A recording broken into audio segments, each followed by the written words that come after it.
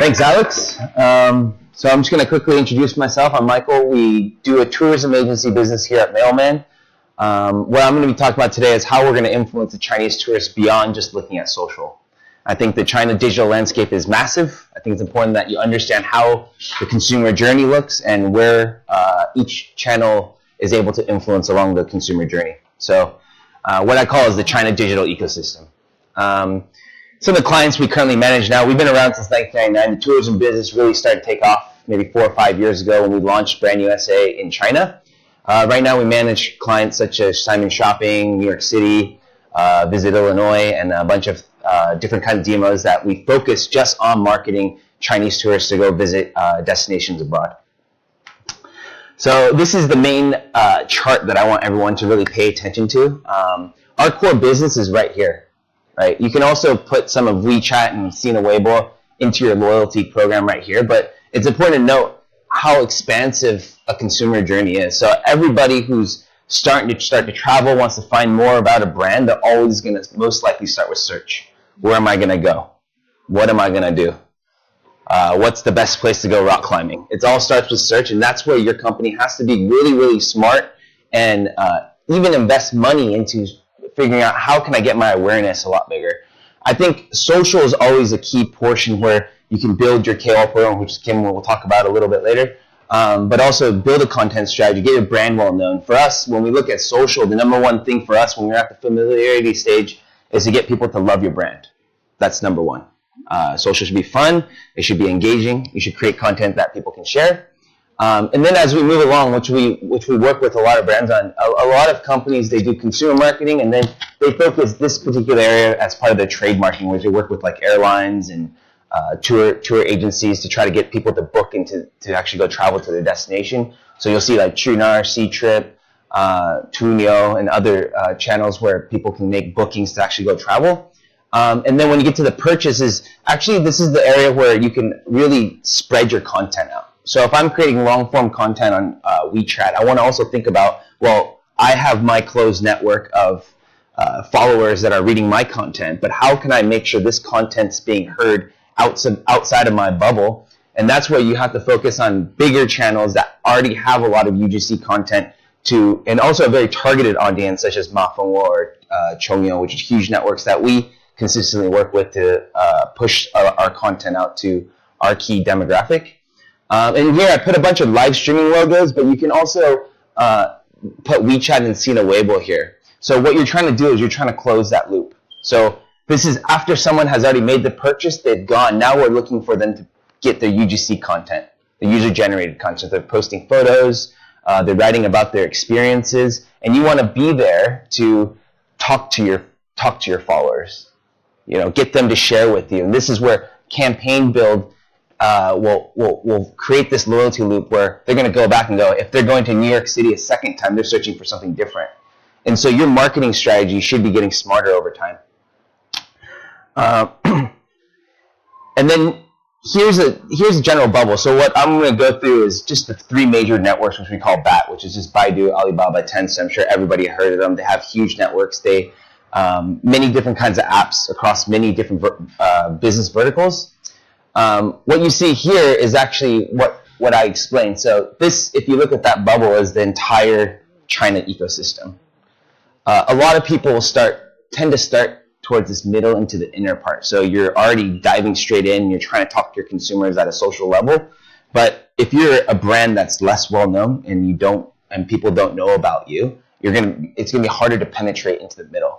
So if you're working on a strategy on how can I influence across the entire China digital ecosystem, you want to start at the very awareness stage. And of course, it depends on the level that you're at. So how many people know you, where you should be, depends on where your marketing investment should go first, and then you can start building up your marketing channels. And everything takes time over time. And so I'll walk you through. I'm just going to give you like this huge, really messy picture of each one of these, just so you can see how expansive the networks are. So this is Baidu. Baidu is in all sorts of different stuff. They do search engine. They have financial. They have gaming, Wi-Fi. They have video channels. And at the end, I'll give you an example of a bit of a strategy that we put together for one of our clients on how if you're involved in, say, search over here under SEM, how you can work an investment into search to working with a video channel such as iQIYI and doing cross media exchange to make a smarter investment into a particular channel like Baidu. Here's Alibaba. So everyone knows actually what Alibaba is. Here's all the things that they own. Whether they own a percentage of it or they own more of it. So they actually invest into Weibo. They're in the key online channels such as Chongyo and AliTrip. They also have Tmall. They have a little investment into Ele.me, so they're everywhere. And then here's Tencent. So Tencent, everybody knows WeChat. Very important that if you're going to be investing into video, that WeChat only uses their own platform to feature onto WeChat. So you have to create a channel onto Tencent Video in order to get your content featured on there. And so here's just an example of what I'm talking about. So I listed it out, a few of these channels, that how I would possibly build in a strategy on how I can incorporate it all. Now I'll give you a quick example about this. So if you're going to be investing into, say, a company like Ctrip, Ctrip will go, this is the amount of investment that I want. You want to think about what are your other channels, because if you're promoting a video on one of their sister networks, you can actually tell them, hey, I'm going to promote your Ctrip package onto my video. So you can create a viral video about your Ctrip package into your destination. And a lot of times, a lot of companies overseas, they tend to just go negotiate by themselves. And this is can be a really big mistake if you're not familiar with the market. So negotiation is very, very big. That's why working with a local agency to be able to represent you, to talk to companies, to be able to get the best deal, the most value out of the investment you're making is very, very important. Because there's a lot of ways that you can negotiate beyond just, here's my price, here's what you're going to get.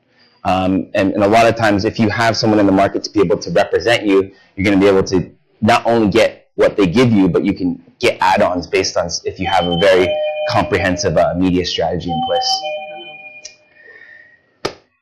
I'll share this with you guys. It's not a big deal. I would say that this gives you an idea of what we're trying to do at every stage of the consumer journey. So when you're looking here at the search engine, we're trying to co-create content together.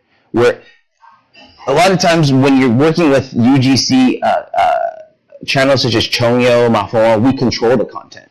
You can control that content. You can influence what KOLs you want to use to write into that particular piece of channel. And then you can also use that same piece of content to push onto your verticals, your destination partners. And really, when you get down to repeat and recommend, you're owning all the online content. When you see, say, a comment underneath a popular blog, you're actually controlling that particular person's comment almost, because you want to control your brand image. You want to influence them the way you want to influence them. And I think for every brand, it changes from A or B. So that's something to always think about. I think when Kim starts talking, you can see that even when you work with KOLs, you can tell a KOL what to write about. It's not always the KOL just knows what to write about, because they might have never been to that destination either.